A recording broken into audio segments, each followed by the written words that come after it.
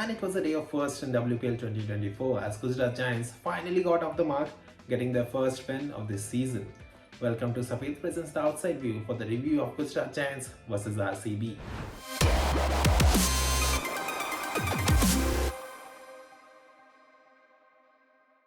Family के लिए क्या जरूरी है?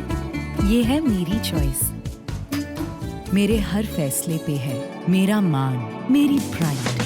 जैसे मेरा सफेद तुरंत खुले, भरपूर झाग दे और इसके स्मार्ट साइंस दे स्मार्ट केयर और फ्रेशनेस। मेरी चॉइस, मेरा सफेद।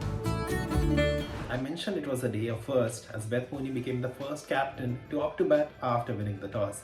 And the call proved to be right as Laura Wolfart was off to a flyer, hitting 13 of the first over itself, and she was in her 30s in no time. And with some help from Beth Mooney, Gujarat had 59 on the board in the power play.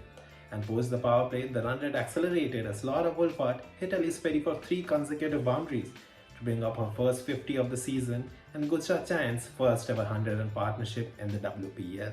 And there were no signs of stopping, and it seemed like we'll see our first ever WPL centurion today. But Laura Wolfart departed in an unfortunate way, getting run out on 76. And the dismissal did put a stop on the flow of runs. But it all resumed in the 15th over when Mooney took on Divine and hit her for 15 runs. Yet another batter looked set for a ton. But in the final 2 overs, it all changed as Gujarat lost 4 wickets and could only manage 12 runs, while Mooney barely saw the strike. However, RCB still had a mammoth target of 200 to chase down. In search of a record chase, Smriti Mandhana charged in the 3rd over against Tanuja Kanwar, hitting her for 2 sixes and a 4 in consecutive balls. But in the battle of Ash Gardner versus Smriti Mandhana, it was Gardner who won once again. And S. Meghna was run out after a couple of overs. From there, Sophie Devine and Elise Perry took the reins, but they had a lot on their plate as RCB needed 124 of 10 overs. And as soon as Devine's innings started taking off, she was castled by Tanuja Kanwar. And after a couple of overs, Elise Perry followed suit, getting dismissed. It all came down to Richa Ghosh and Georgia Wareham, and RCB, unsurprisingly, were still in hunt for the 200 as the duo were finding the boundary pretty easily. But then came Ash Gardner back into the attack and got rid of Richa Ghosh. But who was stopping the Wareham carnage? She was hitting it all over the park and she was racing towards her 50.